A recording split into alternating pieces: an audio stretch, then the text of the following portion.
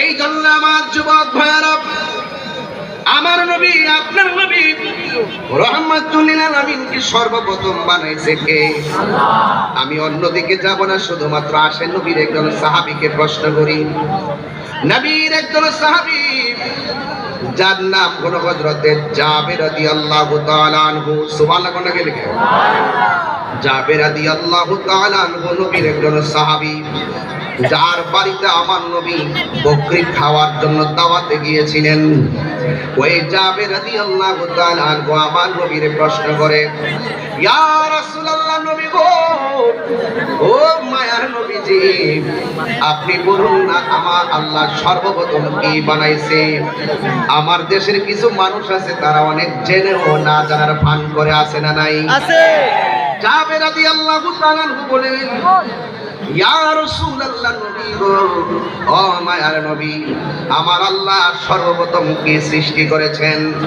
আমার নবী বলে, ও জাবের, আমার আল্লাহ রাব্বুল আলামিন তার হাবিবের নূর মুবারক সৃষ্টি করেছেন। সুবহানাল্লাহ। আর জোরে কোন সুবহানাল্লাহ। عن جابر بن عبد الله الانصاري رضي الله تعالى عنه قلت يا رسول الله, আমি জিজ্ঞেস করলাম, ইয়া রাসূলুল্লাহ আবি আনতা উম্মি, ও নবী গো, ও মায়ার নবী, আমার মা এবং বাবা আপনার নূরানি কদম মোবারকে কুরবান। কারণ সাহাবীরা জানতেন আমার নবীকে মা বাবার চাইতেও বেশি ভালোবাসা লাগে। কথা কোন ঠিক কিনা? ডাক দিয়া বলি, ইয়া রাসূলুল্লাহ, নবী গো, আপনি বলুন না আমার আল্লাহ সর্বপ্রথম কি সৃষ্টি করেছেন? আমার নবী বলেন, ও জাবের, আমার আল্লাহ সর্বপ্রথম আমি নবীর নূর সৃষ্টি করেছেন।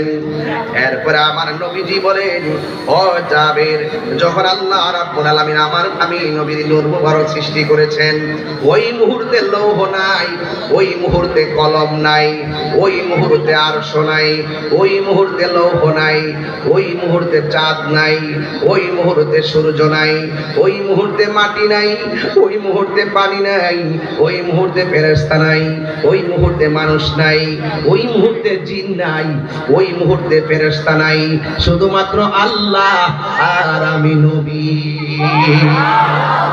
আল্লাহ যখন ছিল, এটা কি বলতাম না, এটা কথা না, হ্যাঁ।